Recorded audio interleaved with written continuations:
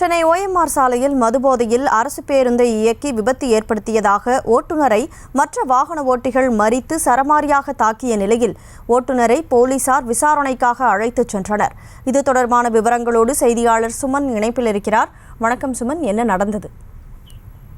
வணக்கம் கனிமொழி. அதாவது சென்னை திருவான்மூர் அரசு பேருந்து பணிமனையில் 95X என்ற தடமெண் கொண்ட அரசு பேருந்தை ஓட்டுநர் சரவணன் என்பவர் கிளாம்பாக்கத்தில் உள்ள கலைஞர் பன்னோக்கு பேருந்து நிலையத்திற்கு பயணிகளை ஏற்றிக்கொண்டு OMR சாலையில் சென்று கொண்டிருந்தார்.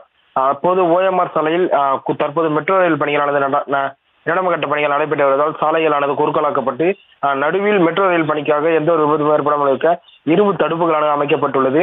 அப்போது OMR சாலை YMCA கொட்டிவாக்கம் பள்ளி அருகே அரசு பேருந்தை வரும்போது சாலையில் இருந்த மெட்ரோ ரயில் இரும்பு தடுப்புகள் மீது மோதி விபத்தை ஏற்படுத்தி பேருந்தை மீண்டும் நிற்காமல் பேருந்தை மீண்டும் ஓட்டுநர் சரவணன் இயக்கியுள்ளார்.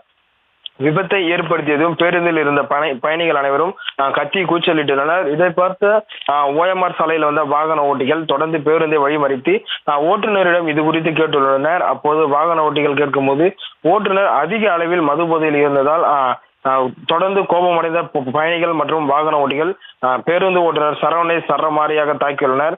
தொடர்ந்து சம்பவ இடத்திற்கு வந்த துறைப்பாக்கம் போக்குவரத்து போலீசார் வாகன ஓட்டிகளிடமிருந்து அரசு பேருந்து ஓட்டுநர் சரவணனை மீட்டு, அதாவது மது அருந்துள்ளனரா என்ற கருவி மூலம் அவரை சோதனை செய்த போது அவர் மது போதையில் இருப்பது உறுதியானது.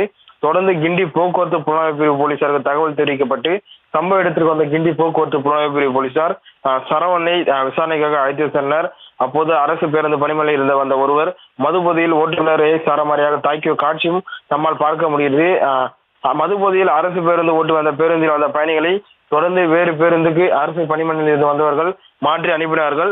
மது போதையில் இருந்த ஓட்டுநர் சரவணன் மீது நடவடிக்கை எடுக்குமா என்று பேருந்து பயணிகள் மத்தியில் ஒரு கேள்வியை எழுப்பப்பட்டுள்ளது. விவரங்களுக்கு நன்றி சுமன். செய்திகளை உடனுக்குடனும் துல்லியமாகவும் தெரிந்து கொள்ள சப்ஸ்கிரைப் பண்ணுங்க.